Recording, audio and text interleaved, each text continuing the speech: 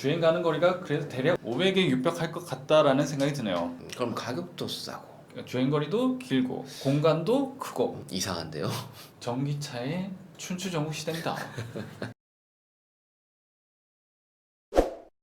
안녕하세요. 우리TV의 편집자 오피디입니다. 최근에 중국에서 공개됐던 EV5가 있지 않겠습니까? 아, EV5가 있나요? 그럼요. 1, 2, 3, 4, 5 한국에서도 드디어 출시가 될 거라는 소식입니다. 아하, 그렇군요. 네, EV5 사람들이 많이 기다리고 있는 SUV인데요. 중국 전시에서 공개됐을 때 엄청난 서프라이즈 아니었습니까? 맞습니다. 그 EV5 과연 어떻게 바뀌었는지 한번 보시죠.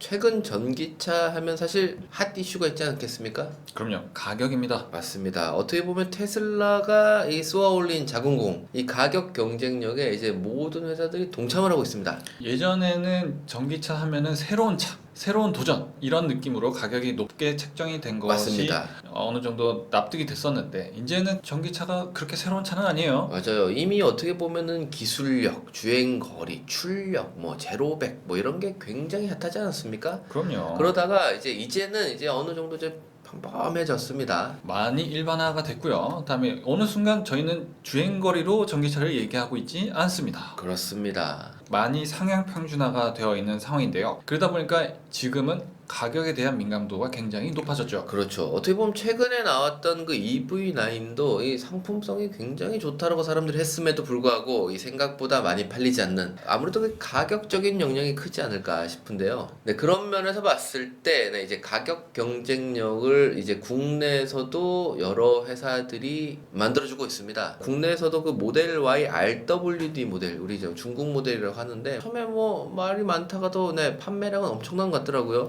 네, 그리고 나왔던 게 어떻게 보면은 KG 모빌리티 아니겠습니까? EVX. 맞습니다. 네, EVX도 이 가격 경쟁력을 굉장히 높이 사는 그런 차라고 생각이 드는데요. 네, 그만큼 가격에 대해서 공격적으로 마케팅을 하고 있는 상황인데요. 거기에 EV5가 나왔다. 중국에서도 굉장히 매력적인 가격으로 출시가 됐습니다. 중국에서는 얼마인가요? 출시 가격은 3천만 원 수준을 보여주고 있습니다.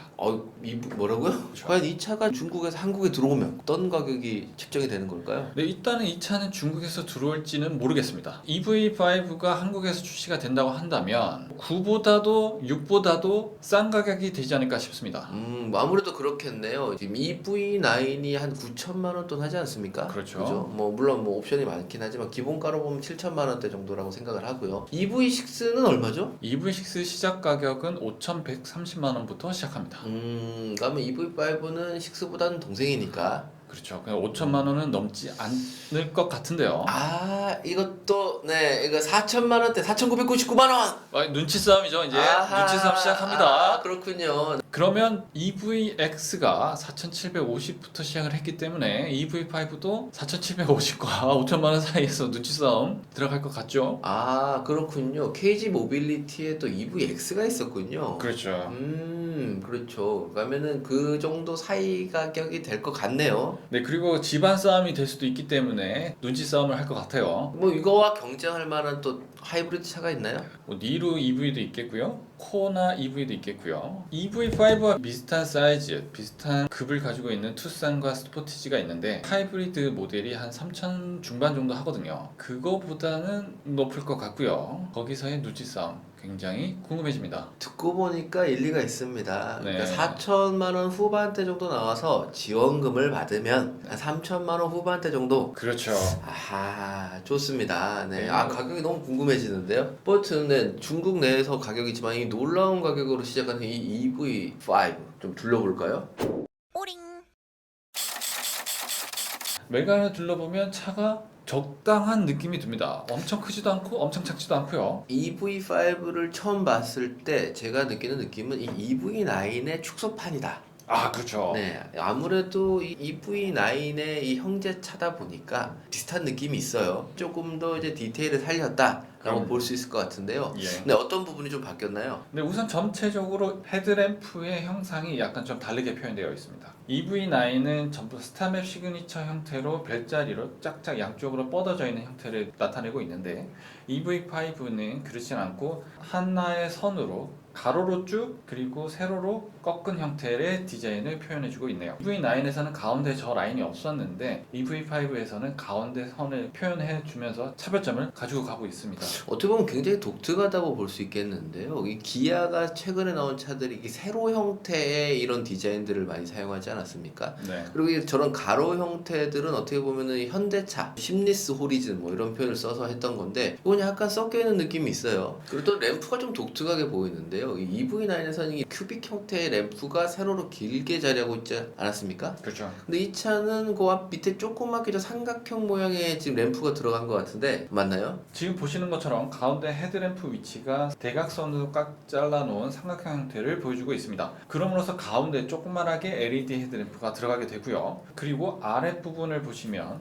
이 차가 SUV라는 것을 표현해주고 있습니다. 전면부 아래에 있는 이 범퍼 형상을 보시면 이 스키트 플레이트 형태 자체가 지금 기존에 나와 있던 EV6, EV9과도 굉장히 유사한 형태를 그대로 가져가서 이 차가 이 기아 패밀리의 이 전기차다라는 거를 보여주는 것 같습니다. 후면을 보시면 전면과 판박입니다. 네, 후면에서 가장 눈에 띄는 건 리어 램프인데요. 리어 램프가 이 전면과 디자인을 동일하게 가져가는 느낌 굉장히 좋은 것 같습니다. 네, 이전 EV9에서도 그랬죠. 이 전면의 스타맵 시그니처와 후면의 스타맵 시그니처 램프의 통일성을 가져갔는데요. EV5에서도 전면에 꺾여져 있는 스타맵 시그니처 패턴과 후면에 꺾여져 있는 스타맵 시그니처 패턴이 통일성을 가지게끔 구성되어 있습니다. 전면에서 헤드램프도 삼각형 형태로 조그만하게 있지 않았겠습니까? 네네. 후면의 리어 브레이크 등도 삼각형 형태로 조그만하게 위치하고 있습니다. 좀 브레이크 등이 좀 작은 거 아닌가요? 네, 좀 작은 느낌이 있는데 네. 그 위에 보조 브레이크 등이 큼지막하게 위치하게 있기 때문에 네. 이게 어느 정도 보완이 되지 않을까 그런 생각이 들면서 리어 브레이크 등이 작은 모습을 보니까 언뜻 예전에 베뉴가 떠오르네요. 베뉴. 이 최근에 나온 이 기아의 차들이 이 램프류들이 굉장히 작게 나오는 것 같은데요. 트렌드인가 봐요. 면보다는 선으로 램프를 표현하는 게 좀 많아지고 있는 추세인 것 같아요. 맞습니다. 그래서 이 EV5도 어떻게 보면 EV9과 형제차라고는 하지만 좀 독특한 느낌을 가지고 있는 네, EV5의 측면은 아무래도 EV9과 굉장히 흡사한 모습을 보여줍니다. 사실 측면만 놓고 봤을 때는 두 차를 구분하기가 쉽지는 않을 것 같은데요. 어떻게 보면 EV9에서 사용했던 그 루프, 천정이 떠 있는 느낌의 디자인 그대로 가져가 있고요. 보시면 A 필러도 이 까만색으로 유지해서 차체 부분과 지붕이 좀 분리되어 있는 느낌, 네, 이런 느낌을 그대로 가져가 있고요. 그래서 B 필러도 이게 여전히 까만색으로 가져가 있고요. 조금 좀 다른 게 있다면 C 필러 쪽에 이제 올라가는 저 은색으로 처리된 부분이 조금 더 디테일하게 무늬가 들어갔다 정도가 볼 수 있을 것 같아요. 크게 달라진 거는 없어 보입니다. 그죠? 좀 작아졌다? 네, 작은 느낌이 있다고는 하지만 그렇다고 해서 작은 차는 아닙니다. 그 사이즈가 어떻게 되나요? 이 차는 전장이 4615고요. 전폭이 1875고 전고가 1715, 휠베이스가 2750. 숫자로 보면 잘 모르시겠죠? 이 수치들은 스포티지와 유사한 사이즈입니다. 스포티지. 그렇죠. 스포티지. 스포티지면 적당히 크지 않나요? 그럼요. 스포티지 작은 차 아닙니다. 그쵸. 그 정도로 차 사이즈가 작지 않은 차다. 충분한 공간을 확보하고 있다라고 볼 수 있겠죠. 그러네요. 어떻게 보면은 지금 이 정도급 투싼 스포티지 그리고 뭐 전기차로 왔을 때는 모델 Y, EVX 이런 차들이 어떻게 보면은 좀 볼륨을 좀 키울 수 있는 사이즈 아니겠습니까? 그렇죠. 그쵸. 이게 패밀리카로도 적당하고 한두 명이 타기도 이 적당한 사이즈의 차로 이 전기차가 드디어 나온 거네요. 이 차 노리는 분들 많겠는데요? 네, 그러면 이 공간이 얼마나 클지, 실내는 어떻게 디자인이 되어 있는지 한번 실내로 들어가 보겠습니다.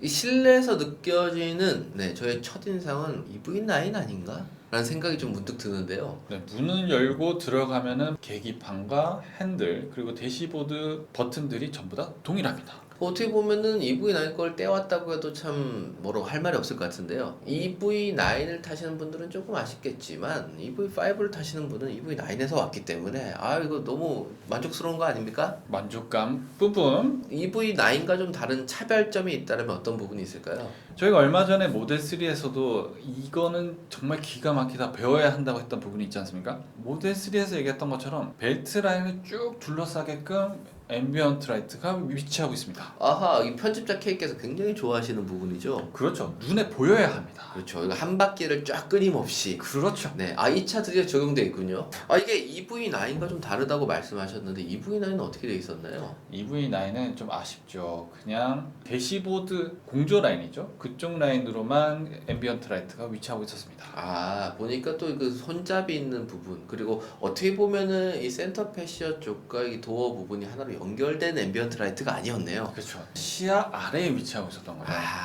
근데 그런 게 바뀌었군요. 또 어떤 게 바뀌었나요? 대시보드 디자인이 좀 바뀌었는데요. EV9에서는 운전석과 조수석까지 쭉 일자로 연결된 대시보드 라인을 가지고 있었다면 EV5에서는 아무래도 운전자 중심적인 대시보드 디자인을 가지고 있고 그것을 대각선의 패터닝으로 표현이 되어 있습니다. 얘기를 듣고 보니까 이 보조석 앞에 있는 그 센터 패시어 인테리어가 조금 아쉽네요. 심심합니다. 운전자 중심적인 디자인이라고 볼 수 있겠죠. 네. 네, 그리고 그 아래를 보시면 EV9과 다르게 EV5는 이 센터 라인이 좀 연결되어 있고 그 아래에 무선 충전 장소가 같이 있는데요. 가운데 의자가 있는 건가요, 지금 저거? 그렇죠. 잘 보셨습니다. EV5는 지금까지 나와 있는 전기차와는 사뭇 다르게 운전석과 보조석 부분을 연결시켜 놨습니다. 예전에는 아일랜드 슬라이딩 형태를 가지고 있으면서 가운데에서 왔다 갔다 하게끔 하나의 실내 공간을 구현을 했다면 EV5는 프레임은 그대로 두고 시트를 조정하면서 하나의 실내 공간을 형성한다 라는 그런 컨셉이 적용되어 있네요. 어떤 매력이 있나요? 이 시트가 하나로 연결되어 있으면서 벤치 형태를 형성해주고요. 그리고 운전자가 그냥 옆으로 바로 누워서 잘 수 있게끔 그런 편리함도 주고요. 허리가 좀 베지 않을까요? 그럼요. 그래서 가운데는 이 시트로서 의자로서 사용은 불가능해 보이긴 합니다. 안전벨트가 안 보이네요. 그리고 앉기도 좀 불편하긴 합니다. 연결돼 있다 정도로 생각하시면 좋을 것 같고요. 아주 거꾸로 이 부분에 대해서 이 국내 소비자들의 반응 굉장히 궁금합니다. 나중에 한번 반응을 한번 보도록 하죠. 2열 공간은 여느 차와 비슷한 형태를 가지고 있는데 무엇보다도 가장 눈에 띄는 히든 기능이 숨어 있습니다. 어떤 건가요? 짜잔 짜잔. 테이블이 있네요. 놀랍지 않습니까? 이 차 굉장히 독특합니다. 네, 이게 보면은 진짜 혼자 타는 차일 수도 있어요. 외곽에 혼자 차를 끌고 가서 뒤에 테이블을 올려놓고 나 혼자 나만의 시간을 보낸다. 아름답습니다. 그렇죠. 근데 저런 부분을 저는 KTX에서 많이 봤거든요. 네, KTX 테이블이 차에 적용되어 있다. 아이들이 좋아하겠는데요. 보아하니 뒷좌석에 아이가 타면은 아이패드 공간이 될 것 같습니다. 그리고 또 트렁크 공간을 빼놓을 수가 없는데요. 이 차 급이 스포티지 정도 되지 않습니까? 그렇죠. 이 스포티지의 트렁크 굉장히 넓거든요. 이 차도 그만큼 넓은 트렁크 공간을 가지고 있다. 네. 트렁크 공간의 활용도도 훌륭하다. 이 EV5에서도 새로운 숨은 공간이 있습니다. 또 숨은 게 또 있나요? 자, 보시죠. 아래에서부터 뭔가가 스물스물 올라오고 있지 않겠습니까? 이 테이블이 하나 생기는군요. 그렇죠. 그리고 그 테이블이 올라온 공간은 또 수납 공간 또는 다리 공간이 생깁니다. 어떻게 보면 앉아있는 좌식 식당인데 이 발을 넣을 수 있는 공간이 식당이 생기네요. 그렇죠. 이것만 봐도 공간이 엄청나게 널찍하다는 거를 저희가 추측해 볼 수 있지 않겠습니까? 맞습니다. 이 공간 활용도가 굉장히 좋은데요. 이 예전에 이 테슬라 차들이 사실 각광받았던 이유가 프렁크, 그러니까 전기차만의 이게 할 수 있는 이런 독특한 공간이지 않겠습니까? 그렇죠.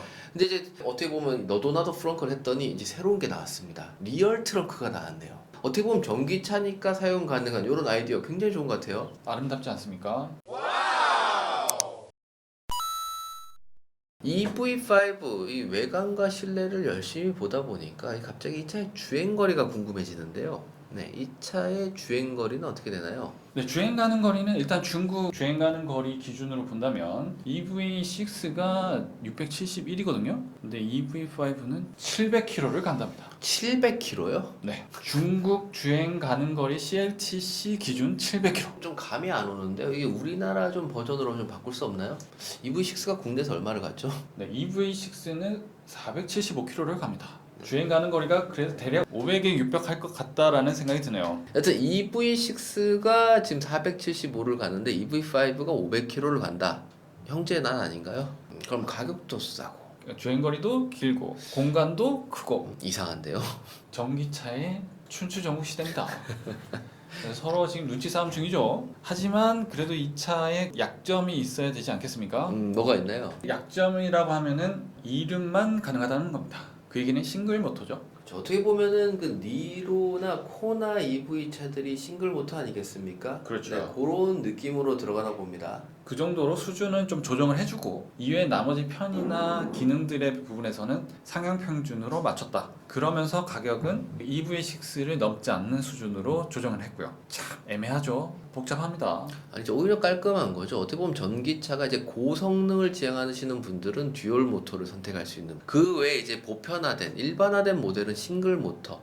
그리고 최근에 어떻게 보면 싱글 모터도 전륜에 많이 집어넣더라고요. 그렇죠. 네, 그러다 보니까 이제 이 차 EV5 같은 경우도 전륜에 싱글 모터를 집어넣고 가격 상승을 최대한 억제해서 많은 분들에게 이 전기차의 매력을 보여주겠다라는 게 어떻게 보면 전략이 아닐까 합니다. 그 정도로 EV5의 포지션이 굉장히 경쟁이 심한 포지션이 될 것 같은데요. 맞습니다. 이 EV5가 곧 나오게 됐을 때 어떠한 상황이 펼쳐질지 굉장히 흥미진진해지네요. 맞습니다. 이 경쟁 모델 굉장히 많아요. 그죠? 네, 뭐 투싼도 있고 스포티지도 있고 니로도 있고 EV6도 있고 EVX도 있고 모델 3도 있고 모델 Y도 있고 엄청납니다. 네, 지금까지 EV5를 알아봤고요. 지금까지 오링TV의 편집자 K. 오피디였습니다. 네, 감사합니다.